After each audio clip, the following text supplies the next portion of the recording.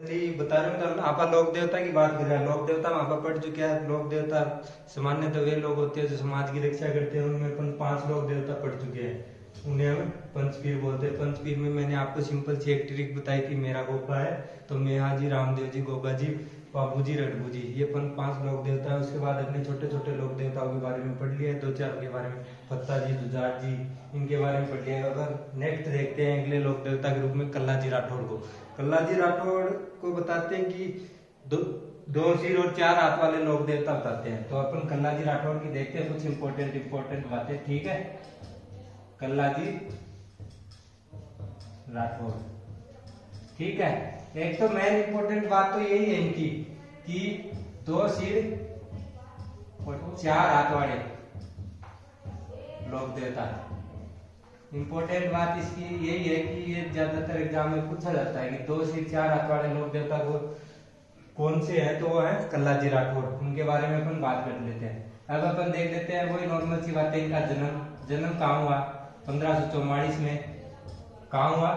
सामियाना मेड़ता नागौर में।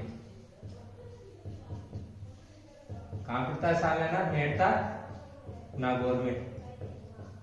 एक देख ले, इनके पिताजी का नाम था आज सिंह, जो राव दूधा के पुत्र थे। राव दूधा कौन है? संत और संप्रदाय पढ़ेंगे अपन, उसमें देख लेंगे। ये आज इस टॉपिक को अपन कंप्लीट करते हैं। तो इनके पिताजी का नाम क्या बताया मैंने? आज सिंह, जो कौन है? राव दूधा के पुत्र है। एक इनकी माता का नाम क्या है? रसक कंवर। एक इनके गुरु हैं, गुरु का नाम है इनका भैरवनाथ। गुरु अपन जैसे देखें बालीनाथ जैसे गुरु हैं, उन्हीं की तरह इनका भी मंदिर बना हुआ है जोधपुर के अंदर। ठीक है, ये अपन देखते हैं कि मैंने गुरु का नाम बताया आपको, भैरवनाथ। ठीक है, इसके बाद अपन बात करते हैं कि एक कुल देवी होती है, और एक आराध्य देवी होती है। कुल देवी वो होती है जो एक समाज के लिए विशेष होती है, स्पेशल होती है। जैसे अपन देखते हैं कि अपने भी घर वाले के भी जात जूत लगाते हैं तो अपनी एक कुल देवी है या कुल देवता है, उसके अपने को लेके जाते हैं जन्म के बाद। तो वही चीज है। तो कुल देवी है ना, कुल देवी, इनकी एक कुल देवी है जिसका नाम है नागनेची माता। ये इनकी कुल देवी है। और इनके अपन जो इम्पोर्टेंट होते हैं उनको पढ़ना पड़ता है अपने को। जैसे मीरा है, मीरा इनकी बुआजी थी। जयमल इनके ताऊजी थे। तो वो चीजें भी देख लेनी हमें थोड़ी थोड़ी। बुआ कौन थी? मीराबाई। और इनके ताऊजी कौन थे? जयमल मेड़तिया। बताते हैं कि 1567-68 में ना चित्तौड़गढ़ का जो साका हुआ था उसमें इनकी मृत्यु हो गई थी। जो तीसरे द्वार, चित्तौड़गढ़ के तीसरे द्वार भैरव पोल पर इनकी मृत्यु हुई थी। वहां पर इनकी छतरी बनी हुई है। तो इनकी छतरी कहाँ बनी हुई है? चित्तौड़गढ़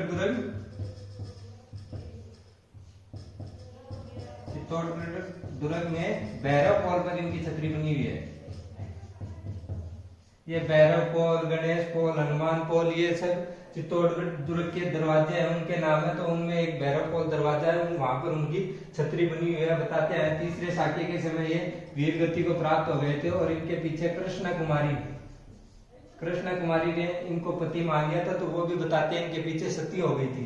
तो ये चीजें अपने को थोड़ी याद रखनी है। कब की बात है? 1567-68 की। ठीक है, ये इंपॉर्टेंट बात है इसकी। इसके बाद अपन देख ले तो इनका एक मंदिर बना हुआ है। प्रसिद्ध मंदिर इनका है ये सामियाना। एक मंदिर तो ये है, ठीक है। और दूसरा मंदिर अपन देख ले तो एक सामड़िया जगह पड़ती है। सामड़िया कहाँ पड़ती है? सामड़िया पड़ती है डूंगरपुर में। यहाँ पर इनका एक विशेष मेला पड़ता है। उसमें वो मेला कब पड़ता है? सामड़िया कहाँ पड़ती है? डूंगरपुर में। और यहाँ पर मेला पड़ता है इनका। और यहाँ पर है ना बिच्छू और सांप के काटने पर यहाँ पर इलाज किया जाता है, ऐसा बताते हैं। और यहाँ पर है ना काले रंग की पत्थर की मूर्ति है। काले रंग की पत्थर की मूर्ति है। इस सबसे इंपॉर्टेंट बात है कि यहाँ पर अफीम और केसर चढ़ाई जाती है। अफीम और केसर चढ़ाई जाती है। ये सबसे इम्पोर्टेंट बात है इनकी। और इनका मेला कब पड़ता है? भाद्रपद नहीं सॉरी, अश्विन शुक्ल नवमी को ये इनका मेला पड़ता है। और अपन देखें थोड़ी सी एक बात, एक इनकी सिद्ध पीठ हुई है। कहां पर? इनेला चित्तौड़ में। इनेला कहां पड़ता है? चित्तौड़ में। ये कुछ बातें इनकी इस एग्जाम की दृष्टि से इम्पोर्टेंट बातें यही है इनकी। और अपन अगला नेक्स्ट पढ़ते हैं, ठीक है। इसके बाद अपन देखते हैं, इसके बाद अपन देखते हैं डूमजी जवार जी।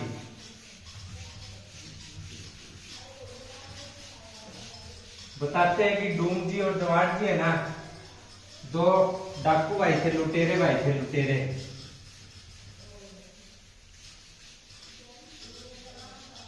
अपन पढ़ रहे हैं डूमजी और जवार जी के बारे में।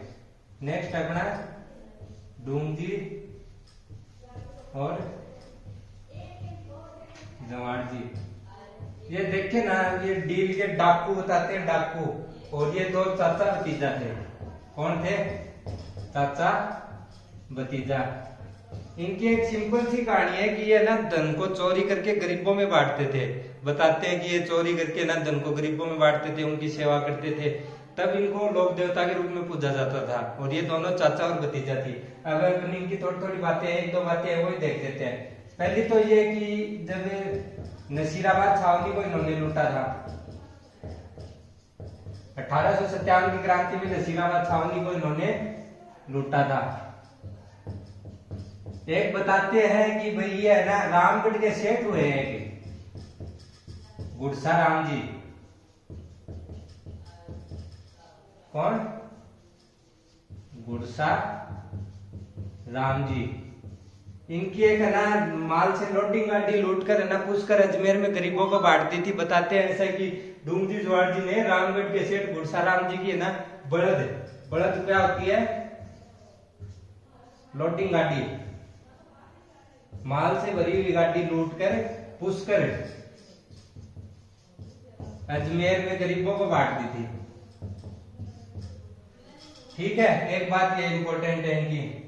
इसके बाद बताते हैं कि डूमजी और जवार जी को ना अंग्रेजों ने भाईबंदी बना लिया आमेर के किले में। बताते हैं कि भाई होली का टाइम था और डूमजी जवार जी के जो साथ डूमजी को ना बंदी बना लिया था आमेर के किले में। तो आमेर के किले में इनको बंदी बना लिया। तब बताते हैं कि जवार जी और ये होली खेल रहे थे। तब डूमजी की वाइफ है वो इनके पास आती है और बोलती है कि आप तो होली खेल रहे हो और आपके चाचा जी वहां आमेर के किले में बंद है। तब ये सोचते हैं थोड़ा सा और वहां पर जाते हैं और एक प्लानिंग के तहत जाते हैं। वहां पर प्लानिंग के तहत ये जाते हैं कि वहां पर आमेर के किले के पास जब पहुंचते हैं ये, तो उसके बाद है ना ये आमेर के किले के पास पहुंचने के बाद ये वहां पर बैठ जाते हैं, अपना आश्रम जमा लेते हैं। तो अपना आश्रम जमा लेने के बाद बोलते हैं कि भाई, अंग्रेज बोलते हैं कि ये लोग यहाँ पर क्यों बैठे हैं। तो बताते हैं कि भाई इन्होंने कहा कि ऐसी ऐसी बात है कि हमारा एक सैनिक है जो रास्ते में शहीद हो गया, तो अपने को 12 दिन यहाँ पर क्रियाक्रम करना पड़ेगा। तो बताते हैं कि आमेर के किले के आगे बैठ गए और वहां से डूमजी और जवार जी ने 12 दिन खूब अच्छे खासे भजन किए। बताते हैं कि वहां पर एक सैनिक हुआ, जो सैनिक है वो अपने यहाँ का हिंदू का यहाँ का था, अंग्रेजों का नहीं था। तो वो सैनिक बोला कि जवार जी को भाई ठीक है।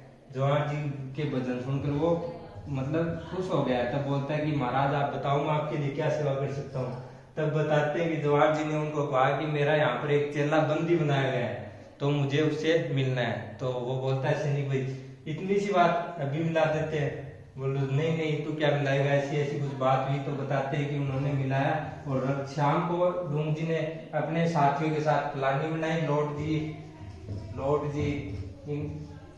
मोट जी, ये 2-3 इनके सहयोगी मित्र थे, इनके साथ प्लानिंग बनाई और बताते हैं वहां से डूमजी को पार निकाल दिया। बाद में बताते हैं कि भाई एक बात इंपॉर्टेंट है कि वहां से इनको निकाल दिया। फिर बोलता है कि अंग्रेजों को भी लूटा इन्होंने वहां से निकलने के बाद। और फिर एक लास्ट इंपॉर्टेंट बात है कि इन्हों को ना एक जवार जी को तो बीकानेर के शासक रतन सिंह ने शरण दे दी। बीकानेर का शासक कौन था? रतन सिंह ने शरण दे दी।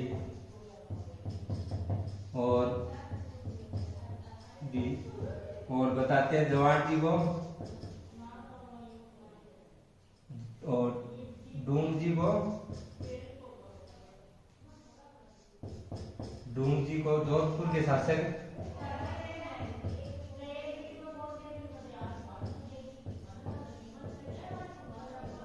तखत सिंह ने शरण दी। ये कुछ इंपॉर्टेंट बातें इनके बारे में ये अपन देख लेते हैं। अपन इसके बाद अगला नेक्स्ट पढ़ते हैं, ठीक है। नेक्स्ट पढ़ते हैं अपन, थोड़ा सा इंपॉर्टेंट है नेक्स्ट वाला देवनारायण जी, उनके बारे में अपन जानकारी लेते हैं।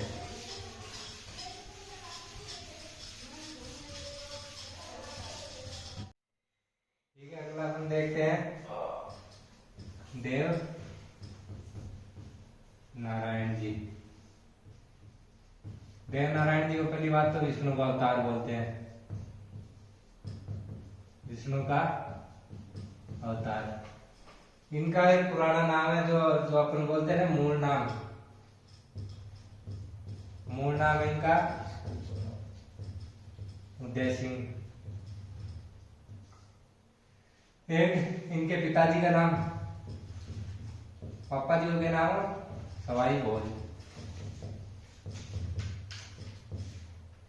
माता सेठूबाई।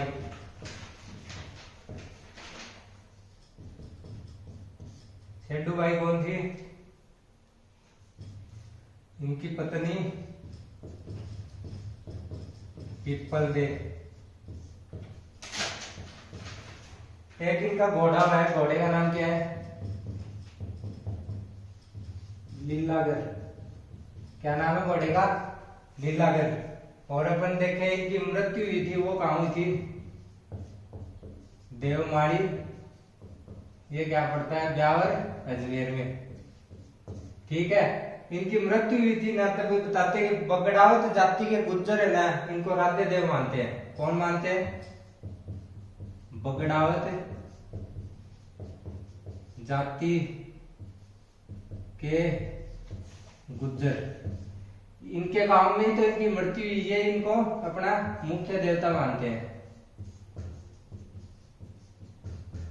एक चीज बताते हैं कि इनके मंदिर के अंदर है ना ईंटों की पूजा की जाती है। इनके मंदिर में कोई मूर्ति नहीं है। बताते हैं कि इनके मंदिर में है ना, मंदिर में ईंटों की पूजा की जाती है। ऐसे 2 ईंट रख दी जाती है, उनकी पूजा की जाती है। बताते हैं कि इनके मंदिर के अंदर है ना ईंटों की पूजा की जाती है,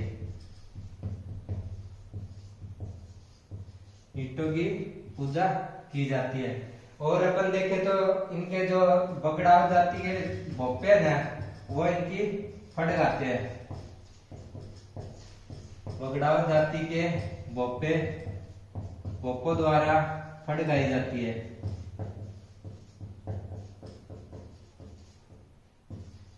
ये देखें तो मैंने सबसे पहले तो आपको बता ही दिया था, बाबूजी महाराज की तो सबसे लोकप्रिय फड़ है, सबसे लंबी फड़ किसकी है? लंबी फड़ नाम आए तो देवनारायण जी की। और देखे तो सबसे प्राचीन भी इनकी है और सबसे छोटी भी इनकी है। सबसे प्राचीन फड़ भी इनकी है और सबसे छोटी भी इनकी है, ठीक है। और फड़ क्या होता है? फड़ के बारे में मैंने आपको बताया था कि कपड़ों पर चित्रित ग्रंथ है।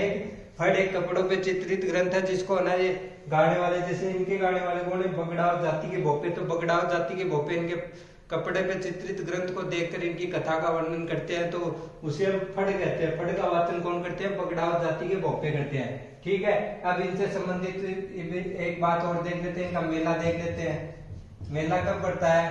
भाद्रपद शुक्ल सप्तमी को इनका मेला पड़ता है। ये कुछ बातें इनकी इंपॉर्टेंट है। अपन नेक्स्ट देख लेते हैं इनके मंदिर कहाँ कहाँ है, थोड़ा सा उनके बारे में और देख लेते हैं। इनके खास एक दो तीन मंदिर है, वो मैं बता देता हूँ।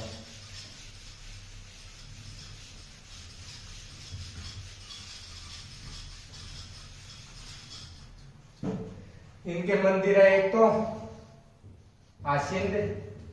आसिंद का है भीलवाड़ा, दूसरा देखे देवमाली। देवमाली अपन ने बताया था कि ब्यावर अजमेर में है, ब्यावर अजमेर। एक इनका मंदिर है देवधाम जोधपुरिया टोंक के अंदर। देवधाम कहां पर पड़ता है? जोधपुरिया देख के मत समझ लेना कि जोधपुर में है, ये टोंक के अंदर है, ठीक है ना। एक इनका देवडूंगरी जो कहां पड़ता है? चित्तौड़ के अंदर।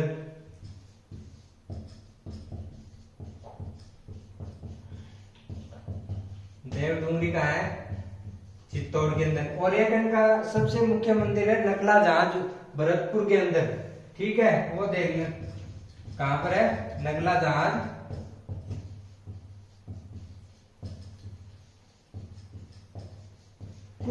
अब मैंने आपको बताया था कि कुछ लोक देवता के ऊपर डाक टिकट भी जारी हुई है, तो इनके ऊपर 2 बार डाक टिकट जारी हो चुकी है। एक बार तो 2 रुपए की और एक बार 5 लिख लेते हैं वो अपन कब कब जारी हुई थी। तो 2 रुपए की डाक टिकट कब जारी हुई थी? 2 रुपए की डाक टिकट इन पर जारी हुई थी 2 सितंबर 1992 में। और एक इनके ऊपर 5 रुपए की डाक टिकट जारी हुई थी, तो वो कब हुई थी? 3 सितंबर 2011 के अंदर। ये बहुत ही इंपॉर्टेंट बातें हैं दोनों की। ये पूछा जा सकता है कि कौन से लोक देवता पर डाक टिकट जारी हुई थी, तो नीचे नाम दे देते हैं ऑप्शन में, देवनारायण जी और 3 अन्य दे देंगे, तो वो देवनारायण जी के ऊपर डाक टिकट जारी हुई थी, ठीक है। ये बातें अपने को ध्यान में रखनी है। एक इनको बताते हैं कि ये नीम की औषधि का महत्व बताते हैं, नीम के पेड़ से औषधि का महत्व बताते हैं। ये इनकी इंपॉर्टेंट बातें हैं। बाकी अपन नेक्स्ट देख लेते हैं अगला। हम देखते हैं किल्लोजी महाराज, ठीक है। किल्लोजी महाराज इन्हें ना छेड़छाड़ का देवता कहते हैं, छेड़छाड़ का देवता, ठीक है। किल्लोजी महाराज का उपनाम है छेड़छाड़ का देवता। इनकी 2-3 बातें इंपॉर्टेंट है। अच्छे वर वधु के लिए इनकी पूजा की जाती है, ठीक है। अच्छे वर वधु के लिए पूजा की जाती है। एक इनके मंदिर में ना आदमकद नग्न शरीर की पूजा की जाती है, ठीक है। आदमकद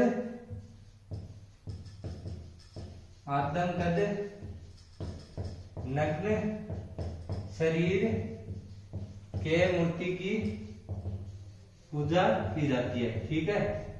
इनका मंदिर कहाँ बना हुआ है? बाड़मेर के अंदर। इनकी एक कहानी बताते हैं कि भाई ये ना आजीवन दूल्हे के भेष में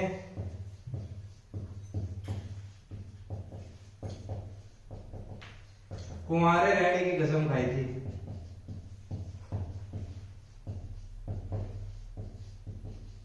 इसकी एक कहानी है कि भाई ये ना होलिका के होने वाले पति थे। बताते हैं कि होलिका प्रहलाद को लेकर अग्नि में बैठ गई, और बताते हैं कि किल्लोजी महाराज की बारात आई हुई थी, तो बताते हैं कि होलिका जल गई थी। तब इन्होंने ना होलिका दहन से जो राख हुई थी उस राख को माथे पर लगाकर आजीवन दूल्हे के वेश में कुंवारे रहने की कसम खाई थी। ये इनसे ये इनकी इंपॉर्टेंट बातें हैं। अपन नेक्स्ट देखते हैं अगला, ठीक है। अगला पढ़ते हैं अपन तल्लीनाथ जी। तल्लीनाथ जी के बारे में देखें तो इनका जन्म 1544, शेरगढ़ जोधपुर, शेरगढ़ दुर्ग कहाँ पड़ता है? जोधपुर। बताते हैं राठौड़ परिवार में इनका जन्म हुआ, ठीक है। इनका एक बचपन का नाम था गंगदेव।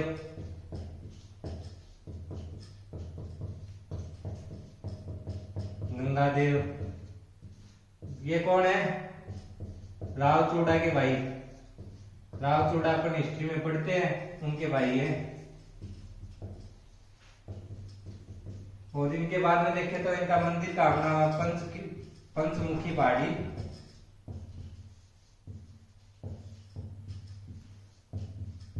पांचोटा जालौर में।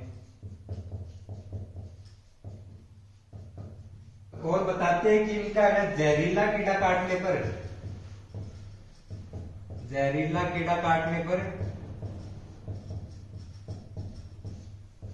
कल्लीनाथ जी की तांती बांधी जाती है। तांती अपने पता ही है, घरवाले कभी देखते हैं इनकी, इनके पूजा स्थल से थोड़ी सी वो भभूति लेकर बाजू पर बांधते हैं और वो उनको अपन क्या बोलते हैं, ताप्ती बोलते हैं। ये इनकी इंपॉर्टेंट बातें हैं। अब अपन अगला देखते हैं, दो तीन तीन बातें हैं ये अपने को याद रखनी है भाई। यहाँ से क्वेश्चन आएगा तो ताप्ती वाला क्वेश्चन आ सकता है, इनका मंदिर वाला आ सकता है, ये राव चूड़ा के भाई इनके ये क्वेश्चन आ सकता है, ये कुछ क्वेश्चन इनसे आ सकते हैं। अगला अपना है मामदेव।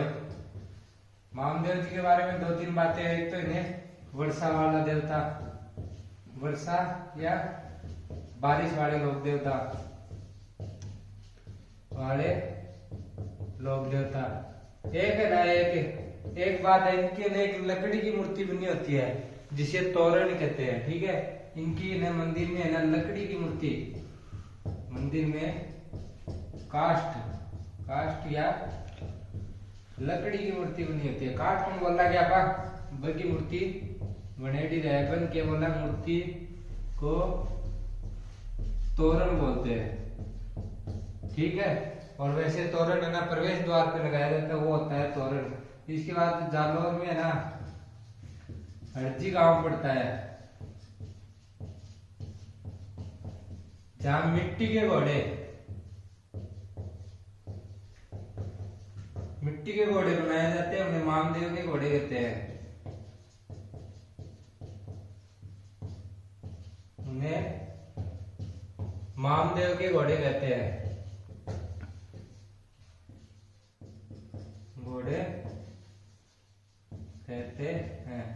एक चीज और है मामदेव जी की, इनको खुश करने के लिए भैंसों की बलि चढ़ाई जाती है, ठीक है। इनको खुश करने के लिए भैंसों की बलि चढ़ाई जाती है।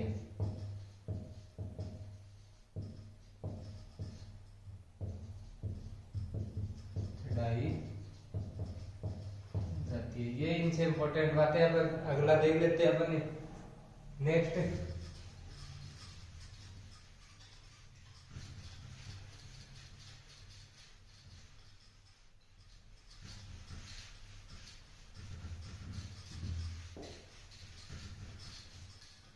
नेक्स्ट है अगला अपना बुढ़िया बाबा। इनके बारे में दो ही बातें, एक तो ये मीणा के आराध्य देव है, मीणा जाति के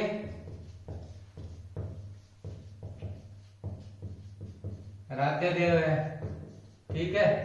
ये है ना भूरिया बाबा की कसम खाकर झूठ नहीं बोलते कभी। मीणा जाति के जो लोग है ना, ये कसम खाकर भूरिया बाबा की झूठ नहीं बोलते, झूठ नहीं बोलते। एक है ना इनके दो तीन मंदिर हैं, वो देख लेते हैं अपन।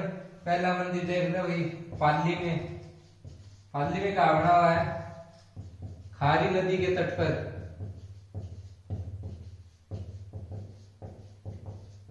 और दूसरा इनका मंदिर बना हुआ है आरनोद। आरनोद कहाँ पड़ता है, प्रतापगढ़ में। इसे ना इसे पाप मुक्ति कुंड कहते हैं, पाप मुक्ति कुंड, ठीक है। ये हमारी लोक देवताओं के बारे में सभी बातें हो गई है। अब अपन अगले नेक्स्ट टॉपिक के बारे में बात करेंगे अगली वीडियो में, ठीक है।